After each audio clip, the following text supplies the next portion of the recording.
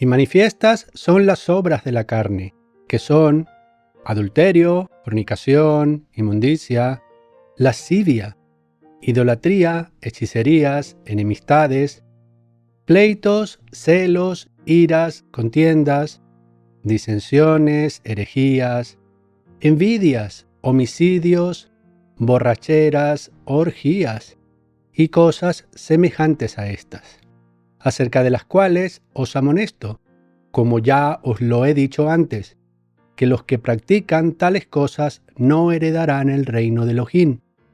Pero el fruto del Espíritu es amor, gozo, paz, paciencia, benignidad, bondad, fe, mansedumbre, dominio propio. Contra estas cosas no hay ley. Cuando somos llamados por nuestro Creador al arrepentimiento y reconocemos que Yeshua murió por nuestros pecados, nos damos cuenta de que debemos cambiar nuestras vidas. Empezamos a entender que por causa de nuestro pecado somos culpables y merecemos ser castigados, y que por amor Yeshua vino a pagar ese castigo por todos aquellos que creen verdaderamente en Él. Y si realmente le creemos y queremos vivir según el ejemplo que nos dejó, debemos obedecer sus palabras, que son las mismas palabras del Padre. Porque, a diferencia de lo que muchos piensan, Yeshua no trajo un mensaje diferente al de su Padre, sino que trajo una mayor revelación de cómo debemos entender la Torá y los profetas. Y un gran ejemplo de que el mensaje de Yeshua es semejante al que podemos encontrar en la Torá, lo podemos ver por medio de Vayikra 19:18, que nos dice que debemos amar a nuestro prójimo como a nosotros mismos. Y el amor es sufrido, como nos dice 1 Corintios 13:4, y por lo tanto tiene un costo. Como ya muchos saben, la salvación es por gracia, como podemos leer en Efesios 2:8. Entonces concluimos que aunque la salvación es por gracia, tiene un costo. Y para comprenderlo mejor, quiero traerles este estudio titulado El costo de ser agradecidos.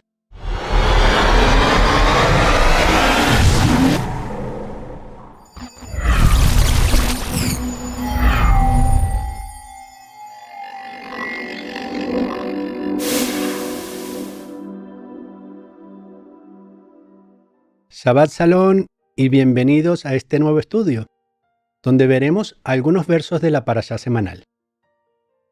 En esta ocasión, el estudio estará enfocado, como mencioné antes, en el costo de ser agradecidos. Y para esto usaremos como base la porción de la Torá encontrada en Devarim, del capítulo 26, verso 1, al capítulo 29, verso 8, conocida como Parashat Kitavó, que puede ser traducida como cuando entres. Y la razón por la que esta parashá recibe este nombre es a causa del primer verso, que hace referencia al tiempo en que los israelitas ya se encontrasen en la tierra prometida. Y el pasaje que contiene este verso nos dice así: Cuando hayas entrado en la tierra que Yahweh, tu Elohim, te da por herencia, y tomes posesión de ella y la habites, entonces tomarás de las primicias de todos los frutos que sacares de la tierra que Yahweh, tu Elohim, te da, y las pondrás en una canasta, e irás al lugar que Yahweh, tu Elohim, escogiere, para hacer habitar allí su nombre. Habiendo leído este pasaje, quiero hacer una reflexión sobre lo que había experimentado el pueblo de Israel en el momento en que recibieron este mensaje de parte de Yahweh. Recordemos que Jacob fue el nombre dado a uno de los hijos de Isaac, quien a su vez fue hijo de Abraham. Es decir, Jacob, a quien Yahweh le cambió el nombre a Israel, fue nieto de Abraham, como la mayoría de las personas deben saber. Y antes de que hablemos del pueblo de Israel, considero relevante ver algunos pasajes bíblicos donde veremos la disposición tanto de Abraham como de Jacob antes que Yahweh les cambiara el nombre, para ofrendar o retribuirle a Yahweh, demostrando ser agradecidos por las bendiciones recibidas. Es algo que tiene relación con el pasaje que leímos antes, donde se necesita ser agradecido para obedecer lo que Yahweh ordenó, y donde podemos ir comprendiendo que la gracia tiene un costo.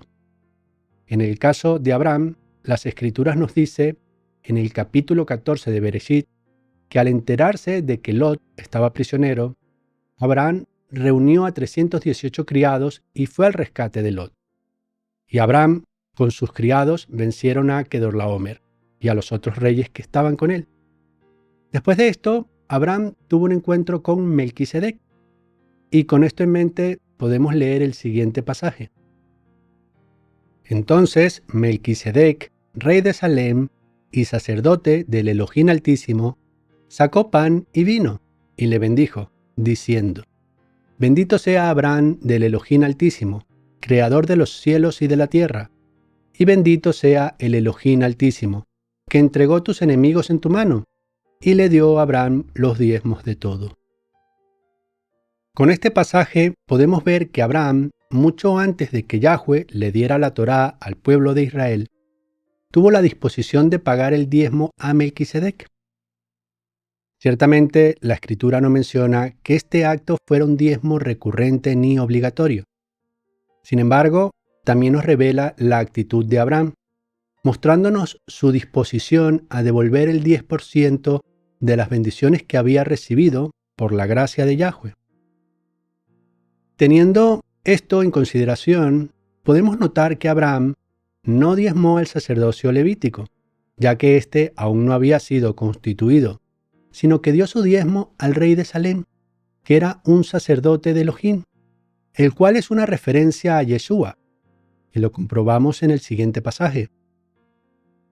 Porque este Melquisedec, rey de Salem, sacerdote del Elohim Altísimo, que salió a recibir a Abraham, que volvía de la derrota de los reyes, y le bendijo, a quien asimismo dio a Abraham los diezmos de todo, cuyo nombre significa primeramente Rey de Justicia, y también Rey de Salem, esto es, Rey de Paz, sin padre, sin madre, sin genealogía, que ni tiene principio de días ni fin de vida, sino hecho semejante al Hijo de Elohim, permanece sacerdote para siempre. Esto es algo que debemos tener muy en cuenta, porque muchas personas en nuestros días tienen una actitud incorrecta sobre el diezmo. Muchos sostienen que el diezmo fue establecido exclusivamente para el sacerdocio levítico. Y si leemos las Escrituras superficialmente, esto parece ser cierto. Pero al profundizar encontramos mandamientos sobre otros diezmos, lo cual comentaré más adelante. Por ahora, lo que necesitamos entender es que las Escrituras también nos revelan principios o patrones que debemos tener en nuestra vida. Por ejemplo, al inicio de esta presentación leímos Gálatas 5, que nos dice que entre los frutos del Espíritu se encuentra la bondad, que tiene mucha relación con ser agradecidos, lo que nos revela una de las condiciones que debemos tener para confirmar que tenemos una verdadera fe. Por otro lado, hay personas que argumentan que como el diezmo es para Yahweh, como Yahweh no necesita de nada porque Él es autosuficiente, entonces no necesitamos devolverle nada, porque inclusive todo lo que existe le pertenece. Y parece que tiene lógica este argumento. Sin embargo, Yahweh siempre ha sido autosuficiente y nunca ha necesitado nada de los hombres. Entonces necesitamos entender la razón por la que Yahweh estableció el mandamiento de los diezmos. Y podemos reconocer dos razones. Una de ellas es probar nuestros corazones y comprobar si realmente somos agradecidos o somos egoístas. Y la otra es que el diezmo es útil para que los sacerdotes puedan dedicarse de forma exclusiva a la palabra y a la oración y establecer orden y justicia en el pueblo. Y esto lo vemos reflejado en el libro de los Hechos, que nos dice lo siguiente. Entonces los 12 convocaron a la multitud de los discípulos y dijeron: No es justo que nosotros dejemos la palabra de Elohim para servir a las mesas. Buscad pues, hermanos, de entre vosotros a 7 varones de buen testimonio, llenos del espíritu apartado y de sabiduría, a quienes encarguemos de este trabajo, y nosotros persistiremos en la oración y en el ministerio de la palabra. Muchos pueden pensar que el mandamiento de diezmar no es para todos, porque no se nos ordena en el Nuevo Pacto, o como muchos le llaman, el Nuevo Testamento. Y es cierto que no hay ningún mandamiento específico sobre el diezmo en el Nuevo Pacto, pero podemos ver que el principio de dar una parte de nuestros recursos se mantiene, y lo vemos reflejado en el capítulo 2 del libro de los Hechos. Todos los que habían creído estaban juntos y tenían en común todas las cosas, y vendían sus propiedades y sus bienes y lo repartían a todos según la necesidad de cada uno, y perseverando unánimes cada día en el templo y partiendo el pan en las casas, comían juntos con alegría y sencillez de corazón. Ahora, con este pasaje, algunos podrían pensar que esto se parece a una especie de socialismo. Sin embargo, no vemos que esto fuese impuesto por las autoridades, ni tampoco se trataba de que vivieran todos en una misma casa. Lo que debemos notar antes que nada es que esto fue una actitud voluntaria, siendo que las personas compartían de aquello que tenían en abundancia. Se contentaban con vivir en compañía de los demás hermanos y con tener lo suficiente para vivir. Y como vimos antes en Hechos 6, los apóstoles tenían el llamado a dedicarse exclusivamente a la palabra y a la oración. Por ello, dependían de los diezmos y donaciones de los demás hermanos para su sustento, evitando así la necesidad de ocuparse en otros trabajos. Ahora veamos el ejemplo que Jacob nos dejó en Bereshit 28. E hizo Jacob voto diciendo: si fuere Elohim conmigo y me guardare en este viaje en que voy, y me diere pan para comer y vestido para vestir, y si volviere en paz a casa de mi padre, Yahweh será mi Elohim, y esta piedra que he puesto por señal será casa de Elohim, y de todo lo que me dieres, el diezmo apartaré para ti. Aquí podemos ver que Jacob, antes de recibir un nuevo nombre, al igual que en el caso de su abuelo, demostró su disposición a ser agradecido. Con relación a este pasaje, algunas personas dicen que Jacob estaba intentando hacer una especie de chantaje. Sin embargo, si analizamos las condiciones que Jacob mencionó, podemos notar que su petición se centraba en las necesidades básicas para vivir, ya que no pedía riquezas, sino alimento y vestido. Y con esto podemos comprobar que Jacob tomó el principio del diezmo, como su abuelo, para prometerle a Yahweh que si continuaba con vida, entonces él sería agradecido. Ahora pensemos en el pueblo de Israel, que estaba cerca de conquistar la tierra prometida, en el cual podrían trabajar la tierra y cosechar, después de estar peregrinando en el desierto, siendo que Yahweh los había librado de la esclavitud de Egipto. Y reciben el mandamiento de que deben ser agradecidos con los frutos que reciban de la tierra, con el propósito de sustentar al sacerdocio, el cual enseñaría al pueblo la justicia de Yahweh. Podemos notar el paralelismo con nosotros.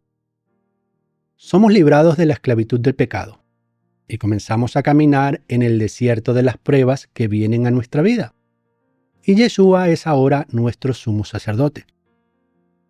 Y aun cuando no tenemos un templo hecho de piedras, necesitamos reconocer que estamos bajo el sacerdocio de nuestro Mesías, que obra según el orden de Melquisedec, el cual debe funcionar sobre la base del ministerio quíntuple, que debe estar constituido por apóstoles, profetas, evangelistas, pastores y maestros. Cuando pensamos en los diezmos y las ofrendas que son ofrecidas a Yahweh, es bueno valorar lo que está escrito en Malaquías, donde veremos la seriedad con que Yahweh trata este tema. Vamos a leer en el capítulo 3 los versos que van del 6 al 9. Porque yo, Yahweh, no cambio. Por esto, hijos de Jacob, no habéis sido consumidos. Desde los días de vuestros padres os habéis apartado de mis leyes, y no las guardasteis. Volveos a mí, y yo me volveré a vosotros. Ha dicho Yahweh de los ejércitos. Mas dijisteis, ¿en qué hemos de volvernos? ¿Robará el hombre a Elohim? Pues vosotros me habéis robado. Y dijisteis, ¿en qué te hemos robado? En vuestros diezmos y ofrendas. Malditos sois con maldición, porque vosotros, la nación toda, me habéis robado. Muchos continuarán pensando que el diezmo no está ordenado en el nuevo pacto. Sin embargo, debemos entender que es un principio que se mantiene para sustentar al sacerdocio según el orden de Melquisedec, que está basado en el ministerio quíntuple: apóstoles, profetas, evangelistas, pastores y maestros. Y aunque en el nuevo pacto no se ordena explícitamente el diezmo, podemos ver por medio de las palabras de Yeshua que era un mandamiento que debemos mantener. Fijémonos. ¡Ay de vosotros, escribas y fariseos, hipócritas! Porque diezmáis la menta y el eneldo y el comino, y dejáis lo más importante de la Torá, la justicia, la misericordia y la fe. Esto deben hacer sin dejar de hacer aquello. Al parecer, muchas personas no quieren tomar en cuenta este verso, posiblemente porque no quieren identificarse como fariseos.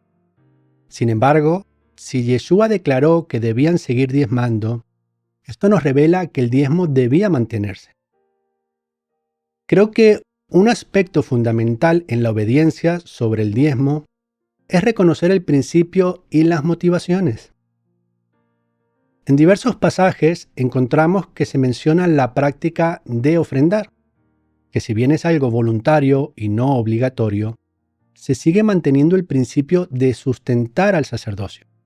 Y podemos ver un ejemplo en 1 Corintios 16. Miremos.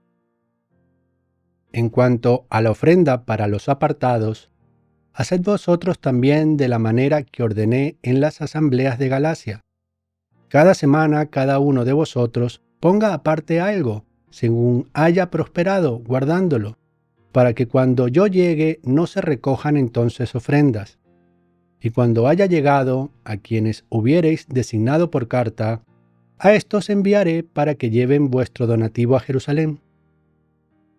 Por otra parte, podemos reconocer cómo Yahweh valora los diezmos o las ofrendas, conforme nos revela Malaquías 3:10, que nos dice así: Traed todos los diezmos al alfolí, y haya alimento en mi casa, y probadme ahora en esto, dice Yahweh de los ejércitos. Si no, os abriré las ventanas de los cielos, y derramaré sobre vosotros bendición hasta que sobreabunde. Con esto es importante entender que a Yahweh le importa que su pueblo sea bendecido. Pero no debemos pensar que tan solo por ofrendar o diezmar recibiremos bendiciones. Yahweh no está pidiendo que hagamos esto de una manera interesada, sino con un corazón agradecido, reconociendo la necesidad de amar a nuestro prójimo, como a nosotros mismos, y valorando las bendiciones que ya hemos recibido. Con esto en mente, es importante aclarar que Yahweh también se preocupa por los pobres y por aquellos que no tienen los recursos suficientes para su propio sustento, como podemos comprobar en Devarim 26:12, que nos dice lo siguiente: Cuando acabes de diezmar todo el diezmo de tus frutos, en el año tercero, el año del diezmo, darás también al levita, al extranjero, al huérfano y a la viuda, y comerán en tus aldeas y se saciarán. Como podemos comprobar en este verso, Yahweh también estableció que debemos dar a quienes tienen necesidad. Y es importante que entendamos que esta instrucción es independiente del diezmo destinado al sacerdocio. Muchas personas piensan y dicen que la forma como ellos pueden aplicar el principio del diezmo es ayudando a los pobres o a los más necesitados, y no están tomando en cuenta que Yahweh estableció mandamientos independientes. Yahweh determinó que el primer diezmo debe ser para el sacerdocio, ya que sin sacerdocio el pueblo se desenfrena. Y al igual que muchos dicen que los gobiernos de los países son necesarios, y por lo tanto los impuestos, para que podamos formarnos como una nación, también se necesita que los miembros de la nación den sus diezmos y ofrendas al ministerio, que por medio del Espíritu debe gobernar y dirigir al pueblo. Ahora, quiero aprovechar que estoy hablando de varios diezmos para mencionar que las Escrituras nos revelan que existen 3 tipos de diezmos. El primero y más conocido es el diezmo para el sacerdocio. Y existen otros 2 que son el diezmo para las fiestas y el diezmo para los pobres. Sobre estos diezmos tenemos unos estudios que te recomiendo que veas, los cuales se llaman Cómo provee Yahweh para sus fiestas y Cómo provee Yahweh para sus pobres. Hermanos, si realmente creemos que Yeshua pagó por nuestros pecados, debemos ser agradecidos, porque el Mesías no vendrá por personas egoístas, y el ser agradecidos tiene un costo. Porque la salvación es como la vida misma. Nadie puede nacer por su propia voluntad.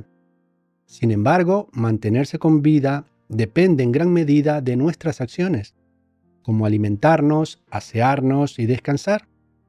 Y para llevar a cabo estas acciones necesitamos recursos que en la mayoría de los casos tienen un costo. Lo que quiero decir con esto es que necesitamos entender que recibir la salvación es gratis, pero mantenerla conlleva el costo de ser agradecidos. Y para ser agradecidos debemos tomarnos en serio los mandamientos de Yahweh, en especial aquellos mandamientos que están enfocados en ser bondadosos. Y entiendo que hay personas que estén pasando dificultades económicas o financieras. Y es importante entender que más valioso que nuestro dinero es nuestro tiempo. Por lo tanto, no hay excusas para no devolverle a Yahweh una parte de las bendiciones, ya sea según nuestras posibilidades económicas o a través del tiempo que dedicamos a servirle.